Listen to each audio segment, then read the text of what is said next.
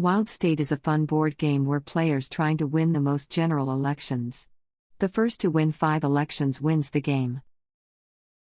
The object of the game is to win majority in the state, so you win all the state's electoral votes, ultimately winning the general election and become the next president of the United States.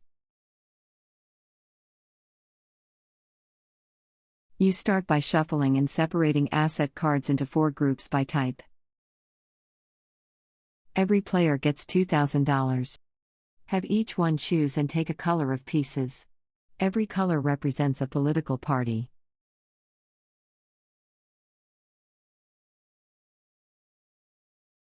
Everyone rolls the dice to see who begins. The highest roller begins. You first need to choose a state to campaign. To campaign Wyoming, you need 1 contribution card and 3 TV ad cards. The cost of each asset card is printed on the back of each card. Notice how asset cards get progressively more expensive from TV ads to contribution, endorsement, to debate cards.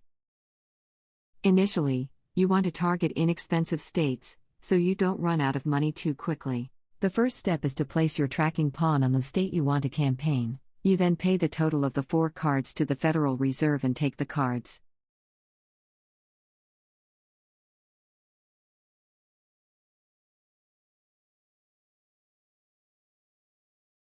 Every card has printed on the front of the card the total points you get for the card. The sum total of points from all cards is the number of votes you can add to the state if you submit the hand. In this case, the total is 2 points, giving you 2 votes for the state. This hand adds up to -1 point. So you don't get to add any votes to the state. Since it's a bad hand, you want to keep it and end your turn. The total of this hand is 0. However, star asset cards must each be used to cover 1 regular asset card. In this case, we want to cover the card with the least points. On this hand, there are 2 star asset cards. Each asset card must cover 1 regular card, leaving no points at all. However, star asset cards can be exchanged for new cards every time. On this hand, there is a corruption prop card. If an opponent is in possession of the corruption pawn, you can submit the corruption prop and take out any 2 of your opponent's votes from any state. Going back to the original hand, you won 2 points. You need to add 2 votes to the state. Because you won majority, you get to add a pawn to 1 official slot, and you can continue campaigning for another 2 states. Cards are then returned to the deck.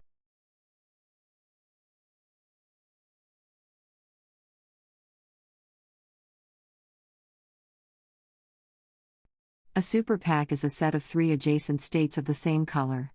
For example, the states of North Dakota, Minnesota, and South Dakota are all yellow, so they belong to the same super PAC. When you win most of the states of the same color, you get the super PAC tile. The 3 states that are part of the same super PAC are shown in color to make it easy to identify. Every super PAC tile has a PAC fee and PAC earnings per turn.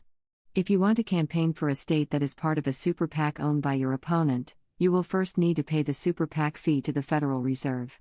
If you win a super PAC, you get to collect the super PAC earnings per turn every time it is your turn, and you are still in possession of the super PAC.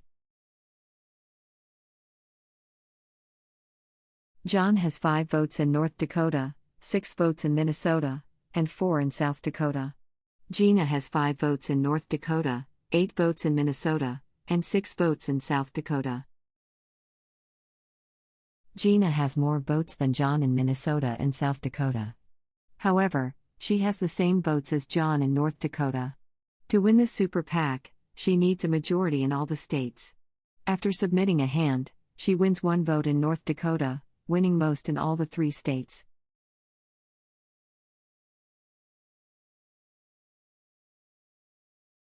Gina gets the super PAC tile.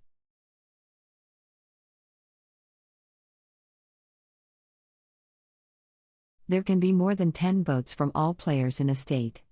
However, a single player can only have a maximum of 10 votes.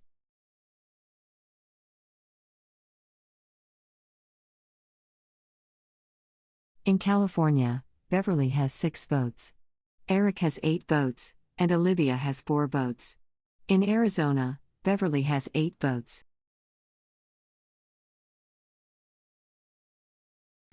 After winning 4 votes in Arizona, Beverly has a total of 12 votes in the state.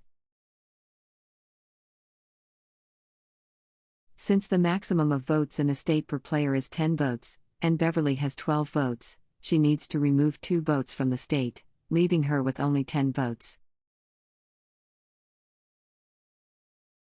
During his turn, Eric wins 6 more votes in California, leaving him with a total of 14 votes. Olivia has the least votes in California. Since Olivia is the player with the least votes in California, and Eric has exceeded 10 votes in the state, everyone must remove 4 votes from California.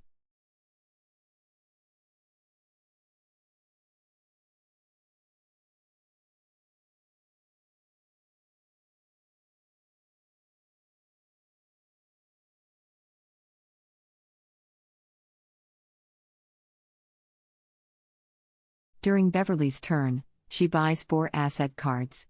Eric, during his turn, buys 4 asset cards. During Olivia's turn, she buys 4 asset cards, 2 TV ad cards, and 2 contribution cards, exposing the general election prop card.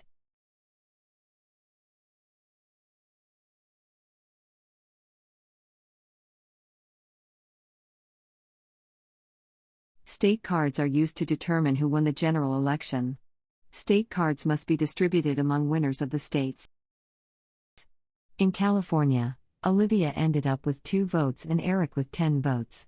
Since Eric has the most votes, the California state card goes to Eric.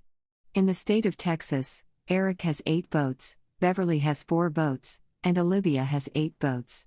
Since both Eric and Olivia share the most votes, no one wins the state.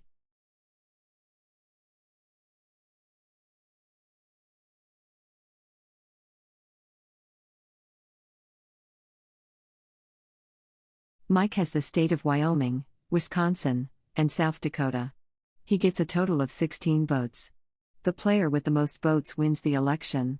Once an election has been won, the next round of campaigning begins.